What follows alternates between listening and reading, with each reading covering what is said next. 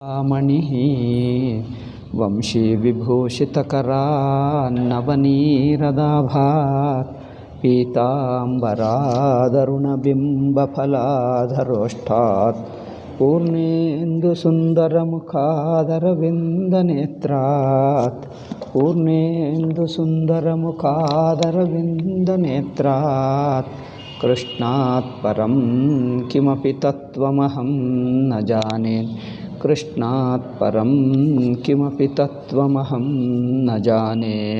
ओम स्यन्नस्तवाङ्घ्रि रशुभाषयधूमकेतुः क्षेमाय यो मुनिभिरार्द्रहृदो ह्यमानः यः सात्वतैः समविभूतय आत्मवद्भिर्व्यूहेर्चितः सवनशस्वरतिक्रमाय। हे प्रभो तव अंघ्रि न अशुभाशय धूमकेतु न स्यात्। ಅಶುಭಾಶಯ ನಿಮ್ಮ ಚರಣ ಸ್ತೋತ್ರ ದೇವತರು ಇನ್ನೂ ಭಗವಂತನ ಸ್ತುತಿ ಮಾಡ್ತಾ ಇದ್ದಾರೆ. ಪ್ರಭು ನಿನ್ನ ಚರಣ ಏನು ಮಾಡಬೇಕು ನಮಗೆ? ಅಶುಭಾಶಯ ಧೂಮಕೇತು, ನಮ್ಮ ಮನಸ್ಸಿನಲ್ಲಿರುವ ಕೆಟ್ಟ ಬುದ್ಧಿ ಕೆಟ್ಟ ಸಂಕಲ್ಪಗಳನ್ನು ಸುಟ್ಟುವಂಥದ್ದಾಗಬೇಕು. ಹಮಾರೆ ತುಮಾರೆ ಚರಣಾರವಿಂದ ಹೈ, ये हमारे अशुद्ध अंतःकरण में अग्नि के समान प्रज्वलित हो।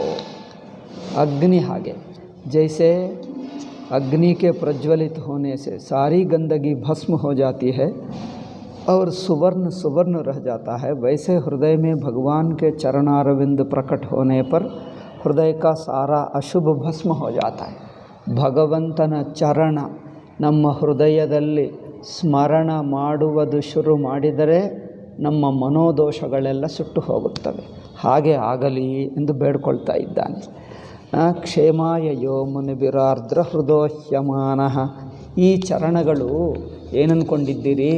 ಅಷ್ಟು ಪವಿತ್ರವಾಗಿವೆ, ದಿವ್ಯ ಮಹಿಮ ಉಳ್ಳವುಗಳಾಗಿವೆ. ಮನನಶೀಲ ಮುನಿಗಳು ಋಷಿಗಳು ಏನು ಮಾಡ್ತಾರೆ? ಮನನ ಧ್ಯಾನ ಮಾಡ್ತಾರೆ, ಚಿಂತನ. ನಿಮ್ಮ ಚರಣದ ಸ್ಮರಣೆಯಿಂದಲೇ ಉಸ್ಕೆ ಅಪನೆ ಗೀಲೆ ಹೃದಯ ಸೇ ಚರಣ ಸ್ಮರಣ ಮಾಡಬೇಕಂದ್ರೆ ಒಂದು ಭಕ್ತಿ ಭಾವದಿಂದ ಮಾಡಬೇಕಾಗ್ತದೆ. ಭಕ್ತಿಯಿಂದ ಏನಾಗುತ್ತದೆ? ಕರಗಿರುವ ಹೃದಯ, ಕರಗಿ ಹೋಗಿರುವ ಹೃದಯ ಆ ಚರಣವನ್ನು ಸ್ಮರಿಸುತ್ತಾ ಏನು ಮಾಡ್ತದೆ? आर्द्र हृदय अपने कल्याण के लिए जिसको अपने गीले हृदय से भीगे हृदय से धोते रहते हैं, जो चीज़ गीली होती है उसको आर्द्र बोलते हैं. आप जानते हैं कि ठोस कौन होता है और गीला कौन होता है? ठोस जो बिना पत्थर के टूटे नहीं तो ठोस होता है, और गीले तो महाराज जिसके साथ मिले उसको भी नरम कर दे. तो भगवान के चरणारविंद को अपने हृदय में लेकर कौन चलते हैं? बोले कि आर्द्र हृदय, कोमल हृदय. आर्द्र ಅಂದರೆ ಏನು ಹೇಳಬೇಕು? ಕರಗಿ ಏನು ಹೇಳ್ತಾರೆ ಅದಕ್ಕೆ? ಒದ್ದೆ ಹೇಳ್ತಾರೆ. ಹೃದಯವು ಒದ್ದೆ ಆಗಿದೆ ಭಕ್ತಿಯಿಂದ, ಭಕ್ತಿ ರಸದಿಂದ ಒದ್ದೆಯಾಗಿದ್ದು ಆರ್ದ್ರ ಹೃದಯ. ಆರ್ದ್ರ ಅಂದರೆ ಒದ್ದೆಯಾಗಿದ್ದು. जिसका हृदय गीले है माने द्रवित है, भगवान का नाम सुनते ही, ಭಗವಂತನ ನಾಮ ಕೇಳಿದರೆ ಸಾಕು ಹೃದಯವು ಯಾರಿಗೆ ಕರಗಿ ಹೋಗ್ತದೋ, कंठ गदगद हुआ, हृदय द्रवित होकर भगवद आकार हो गया. तो बड़े बड़े मुनि अपने ऐसे गीले हृदय में भगवान के चरणारविंद को लिए लिए डोलते रहते हैं. ऐसे महात्मा जब तीर्थ में जाकर स्नान करते हैं, ನೋಡಿ ಇಂಥ ಮಹಾತ್ಮರು ತೀರ್ಥ ಸ್ನಾನ ಮಾಡುತ್ತಾರೆ, ಅದರಿಂದ ಏನಾಗ್ತದೆ? ತೀರ್ಥ ಕಾ ಪಾಪ ಮಿಟ್ತಾ ಹೈ. ಇದೆಲ್ಲ ಕಡೆ ಕೇಳಿದ್ದೇವೆ, ಭಾಗವತದಲ್ಲಿದೆ, ಹಿಂದೆ ಬಂತಲ್ಲ. ವಿದುರ ಹೇಳಿದ್ದಾನೆ, ಜನರು ತಾವು ಪಾಪ ಮಾಡಿರುವ ಜನರು ತನ್ನ ಪಾಪವನ್ನು ಕಳೆದುಕೊಳ್ಳುವುದಕ್ಕೆ ಹೋಗಿ ನದಿಗಳಲ್ಲಿ ಸ್ನಾನ ಮಾಡ್ತಾರೆ. ನದಿಗಳಲ್ಲಿ ಸ್ನಾನ ಮಾಡಿದಾಗ ಇವರ ಪಾಪವೆಲ್ಲ ನದಿಯಲ್ಲಿ ಸೇರಿಕೊಂಡು ಬಿಡ್ತದೆ. ನದಿಯೆಲ್ಲ ಪಾಪವನ್ನು ಹಿಡ್ಕೊಳ್ತದಲ್ಲ, ಆ ನದಿಯನ್ನು ಶುದ್ಧ ಮಾಡುವುದು ಹೇಗೆ ಅಂದರೆ ಋಷಿಗಳು, ಭಗವದ್ ಭಕ್ತರು, ಮಹಾತ್ಮರು ಅವರು ಹೋಗಿ ಅಲ್ಲಿ ಸ್ನಾನ ಮಾಡಿದ್ದರೆ ಆ ಪಾಪವೆಲ್ಲ ನಾಶವಾಗಿ ಬಿಡ್ತದೆ. ಹೀಗೆ ಕ್योंकि जब पापी लोग तीर्थ में जाकर स्नान करते हैं तो उनका पाप तीर्थ को भी लगता है। अतः जब ऐसे महात्मा जब तीर्थ में जाकर स्नान करते हैं तो तीर्थ तीर्थ हो जाता है। तीर्थानि तीर्थी कुर्वन्ति यस्सात्वतै समविभूतये आत्मविद्भिर्व्यूहे अर्चित सवनशस्वरतिक्रमाया।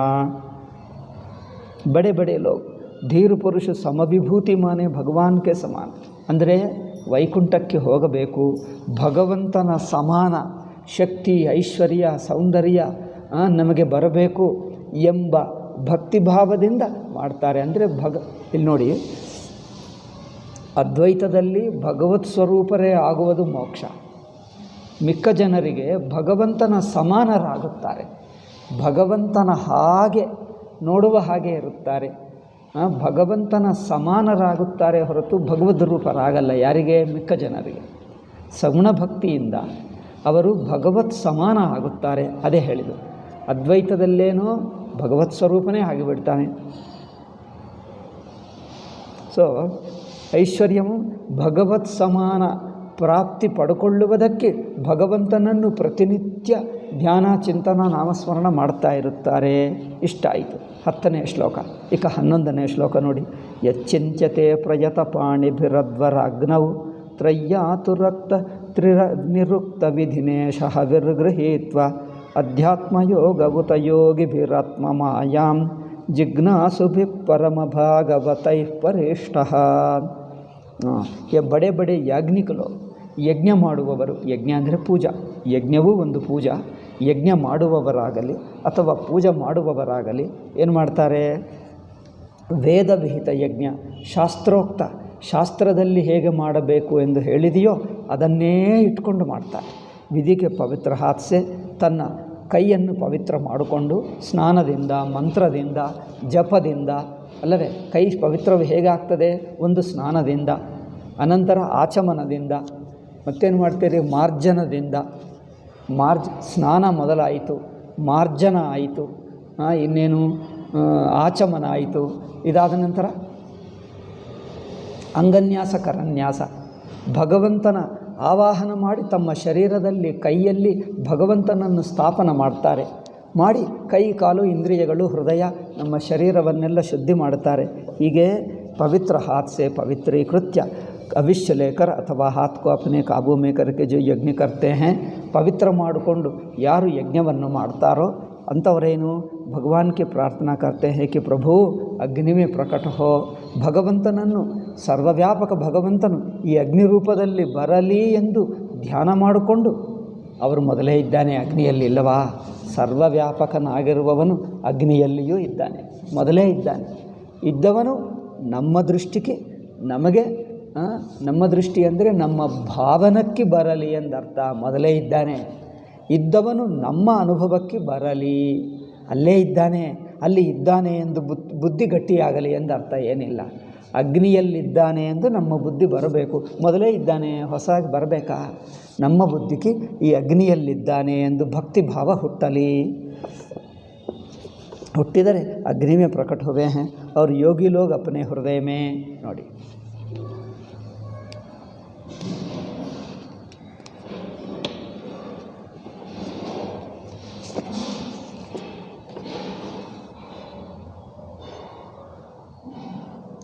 ಇದೆಲ್ಲ ಈಗಲೇ ಮಾಡಿಬಿಟ್ರೆ ಆಗ್ತದೆ, ಮತ್ತೆ ಯಾವಾಗ ಆಗುವುದು? ಇದು ಆಗುವುದೇ ಅಲ್ಲ. ಮತ್ತೆ ಟೈಮ್ ಯಾವಾಗ ಸಿಗ್ತದೆ? ಸಿಕ್ಕುವುದೇ ಅಲ್ಲ.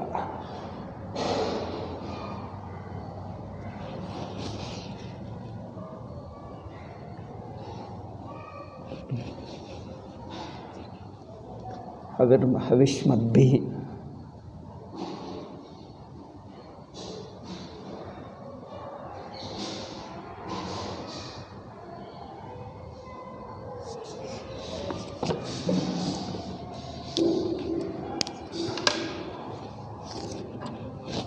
ತೀರ್ಥಾನಿ ತೀರ್ಥೀ ಕುರ್ವಂತಿ.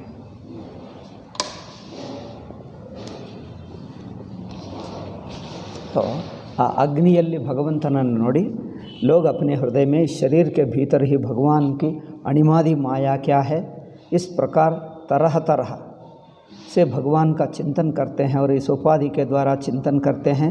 उपाधि की विभूति की सिद्धि उन्हें प्राप्त होती है। ಭಗವಂತನನ್ನು ಯಾವ ಗುಣವಂತನು, ಯಾವ ಶಕ್ತಿ, ಯಾವ ಸಿದ್ಧಿ ಇರುವವನೆಂದು ಧ್ಯಾನ ಮಾಡ್ತಾರೋ ಈ ಸಾಧಕನಿಗೆ ಅದೇ ಗುಣ ಬಂದುಬಿಡ್ತದೆ. ಸಿ ಭಗವಂತನು ಸಂಪದ ಇದೆ ಎಂದು ಧ್ಯಾನ ಚಿಂತನೆ ಮಾಡಿದರೆ ನಿಮಗೆ ಸಂಪದ ಬರುತ್ತದೆ. ಭಗವಂತನಿಗೆ ಜ್ಞಾನಿ, ತತ್ವಜ್ಞಾನಿ ಎಂದು ಚಿಂತನೆ ಮಾಡಿದರೆ ನಿಮಗೆ ಜ್ಞಾನ ಬಂದುಬಿಡುತ್ತದೆ. ಅವರಿಗೆ ಅಧಿಕಾರವಿದೆ ಅಂದರೆ ನಿಮಗೆ ಅಧಿಕಾರ ಬರುತ್ತದೆ. ಅಂದರೆ ಭಗವಂತನಲ್ಲಿ ಯಾವ ಗುಣವಿರುವುದಷ್ಟು ನೀವು ಧ್ಯಾನ ಮಾಡ್ತೀರೋ ಆ ಗುಣವೇ ಭಕ್ತನಿಗೆ, ಸಾಧಕನಿಗೆ ಬಂದುಬಿಡ್ತದೆ ಅಲ್ಲವೇ? ಭಗವಂತ ಸರ್ವ ಸಂಸಾರ ರಹಿತ ಎಂದು ಚಿಂತನೆ ಮಾಡಿದರೆ ನಮಗೂ ಸಂಸಾರ ರಹಿತ ಆಗುತ್ತದೆ ಅಲ್ಲವೇ? ಭಗವಂತ ಜನ್ಮ ಮರಣ ರಹಿತ ಅಂದರೆ ನಮಗೂ ಜನ್ಮ ಮರಣ ರಾಹಿತ್ಯ ಬರುತ್ತದೆ. ಹಾಗೆ चिंतन करते हैं उस उपाधि की विभूति की सिद्धि उन्हें होती है। तो भगवान की आत्म माया का ज्ञान प्राप्त करने के लिए बड़े बड़े मुक्त भक्त भी उनको घेरे रहते हैं। ऐसे जो भगवान हैं उनके चरण कमल हमारे हृदय में प्रकट हो। ಇಂಥ ಭಗವಂತ ನಮ್ಮ ಹೃದಯದಲ್ಲೇ ನಿರಂತರವಾಗಿರಲಿ ಎಂದು ಬೇಡ್ಕೊಳ್ತಾ ಇದ್ದಾನೆ. ಇದ್ದು ನಮ್ಮ ಮನಸ್ಸಿನಲ್ಲಿರುವ ಮನೋದೋಷಗಳನ್ನು ತೊಳೆದು ಹಾಕಲಿ. इस प्रकार बताया है कि मुमुक्षु मुनि और साधक सात्वतः एकांती जीव, यज्ञ करने योगी और परम भागवत ಮೂರು ಬಗೆಯ ಜನರು. ಕರ್ಮಕಾಂಡಿಗಳು ಕರ್ಮ ಮಾಡುವಾಗ ಕರ್ಮರೂಪದಲ್ಲಿ ಭಗವಂತನನ್ನೇ ಚಿಂತನೆ ಮಾಡ್ತಾರೆ. ಯೋಗಿಗಳು ಭಗವಂತನನ್ನೇ ಯೋಗೀಶ್ವರನೆಂದು ಧ್ಯಾನ ಮಾಡ್ತಾರೆ. ಯೋಗೀಶ್ವರರು ಭಗವಂತನನ್ನು ಯೋಗ ಸ್ವರೂಪರೆಂದೇ ಧ್ಯಾನ ಮಾಡಿ ಯೋಗಶಕ್ತಿ ಪಡ್ಕೊಳ್ತಾರೆ. ಯೋಗ ಅಂದರೆ ಧ್ಯಾನ. ಭಕ್ತರು ಭಗವಂತನನ್ನು ಸರ್ವ ಭಕ್ತಿಗೆ ಅನುಕೂಲವಾಗಿರುವ ಸರ್ವಗುಣೋಪೇತನೆಂದು ಭಾವನೆ ಮಾಡ್ತಾರೆ. ಅದರಿಂದ ಇವರು ಭಕ್ತರಾಗುತ್ತಾರೆ.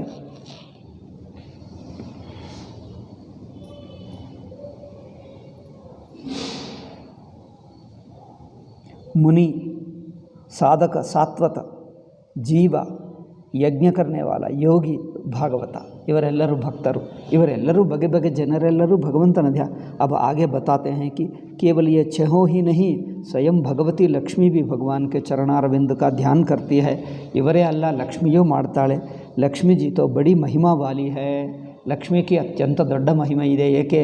ವಿಷ್ಣು ಮಹಿಮನೇ ಲಕ್ಷ್ಮೀ ಮಹಿಮಾ, ಇನ್ನು ಬೇರೆ ಎಲ್ಲಿ ಬರುವಂದೆ. ವಿಷ್ಣು ಮಹಿಮೆನೇ ಲಕ್ಷ್ಮೀ ಮಹಿಮಾ, ಸುಮ್ಮನೆ ಹೇಳುವ ಬಗೆ ಅಷ್ಟೇ. लक्ष्मी महिमा विष्णु महिमा, विष्णु महिमा ने लक्ष्मी महिमा अष्टे. समझो कि ब्रह्मा इंद्रादि देवता भी चाहते हैं कि लक्ष्मी जी एक बार अपने कृपा कटाक्ष से हमारी ओर देखे. ये भगवती लक्ष्मी क्या करती है ಎಂದರಿಂದ ಇವರು ಆ ಲಕ್ಷ್ಮಿ ನಮ್ಮನ್ನು ಕೃಪಾ ಕಟಾಕ್ಷದಿಂದ ನೋಡಲಿ, ನಮಗೆ ಸಂಪದ ಶಕ್ತಿ ಎಲ್ಲ ಬರಲಿ ಎಂದು ಬ್ರಹ್ಮಾದಿ ದೇವರು ಆ ಲಕ್ಷ್ಮಿಯನ್ನೇ ಆರಾಧನೆ ಮಾಡ್ತಾರೆ. ಪರ್ಯುಷ್ಟಯ ತವ ವಿಭೋವನಮಾಲಯೇಯಂ ಸಂಸ್ಪರ್ಧಿನಿ ಭಗವತಿ ಪ್ರತಿಪತ್ನಿ ವಚ್ಛೀ ಯಸ್ಸುಪ್ರಣೀತ ಮಮುಯಾರ್ಹಣಮಾದದನ್ನೋ ಭೂಯಾತ್ ಸದಾಂಗ್ರಿ ಶುಭಾಶಯ ಧೂಮಕೇತು.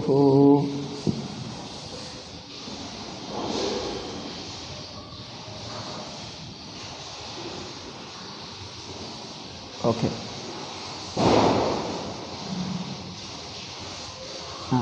ಭಗವಂತ ವನಮಾಲ ಕೇಳಿದ್ದೀರಾ? ವೈಜಯಂತಿ ಮಾಲ, ವನಮಾಲ ವಿಷ್ಣುವು ತನ್ನ ಕೊರಳಿನಲ್ಲಿ ಧರಿಸ್ತಾನೆ ನಿರಂತರವಾಗಿ.